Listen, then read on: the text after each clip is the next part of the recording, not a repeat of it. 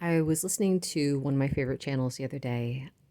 They were talking about the idea of jumping in head first into keto or taking your time, like just making small and gradual changes. And I was thinking, I think it really depends on the person and what approach works best for them.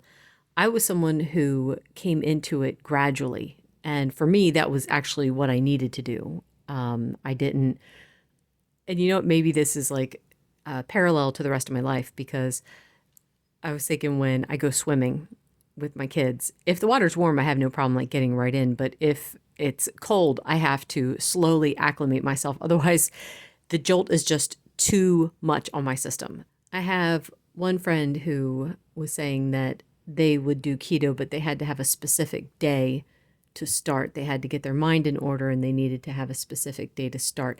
Now, I can understand that, but I could also see that becoming an excuse where it's like that day comes and I'm not mentally ready for it.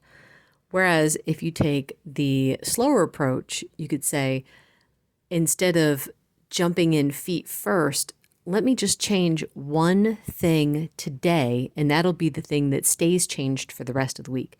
So, what I recommend is change your breakfast. Say, like, everything that you eat before lunchtime should be keto.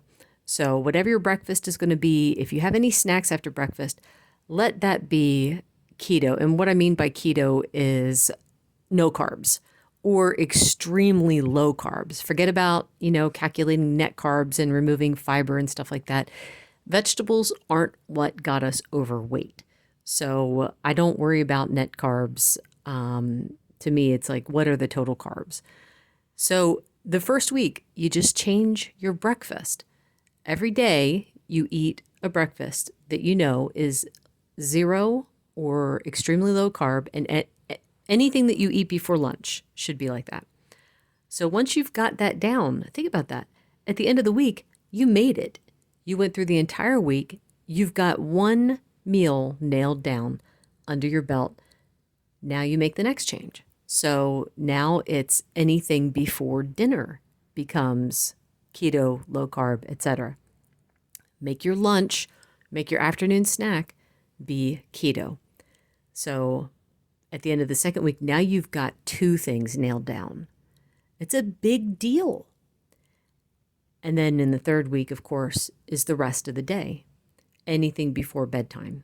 So at the end of the third week, you should have some pretty solid habits created. Now, the same thing goes, like in my mind, I link the two, but it's like the same thing for exercise. When you start doing something every day, it's extremely easy to let it become a habit.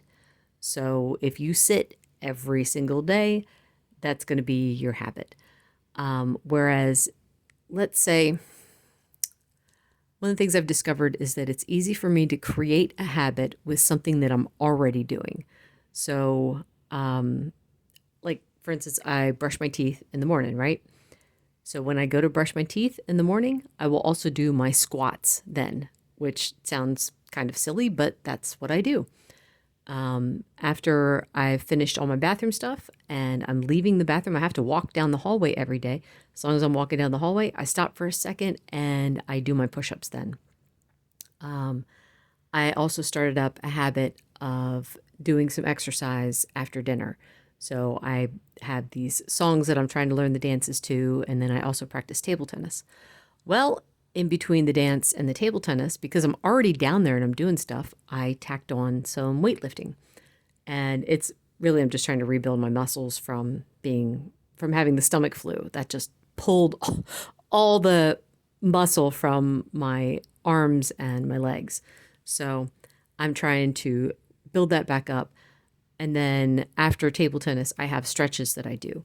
So it's like I'm tacking on more habits to things that I'm already doing on a regular basis. Yeah, I think that's all I had to say about that. But between if and starting small, I think starting small is the key. So I used to be extremely impatient. Everything that I did, I wanted results right away. So if I was going to, I still remember, oh my word, it was not long after my husband and I got married. He let me buy a weight bench, and I talked him into exercising with me, which he hates. That kind of exercise just annoys him. But I got him to do it with me, and we did a full force leg workout, and we could barely walk the next day. It was so hard getting in and out of the car. Every step was painful. And that kind of thing is discouraging. When you're young, you can kind of get past it. Like I said, this was not long after we first got married. I was in my 20s. But when you're older, I'm going to be 48 this year. Having that kind of pain is enough for you to say, I'm never doing it again.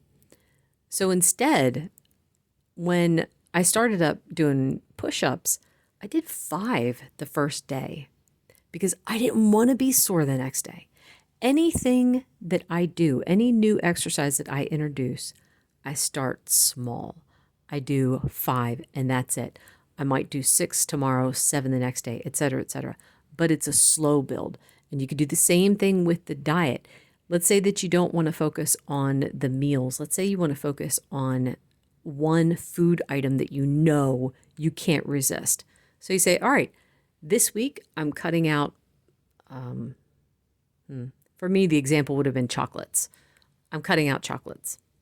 Next week, I'm cutting out Oreo cookies. Next week is going to be chips. Whatever you do it incrementally. Start small and build from there. And if you start doing this, where are you going to be at the end of a month? What's that going to look like? What's your life going to look like at the end of the month? You're going to have so many successes by the end of the month. It's going to be amazing, and you're going to want to keep going. I think that's all I had to say. But thank you so much for listening. Bye.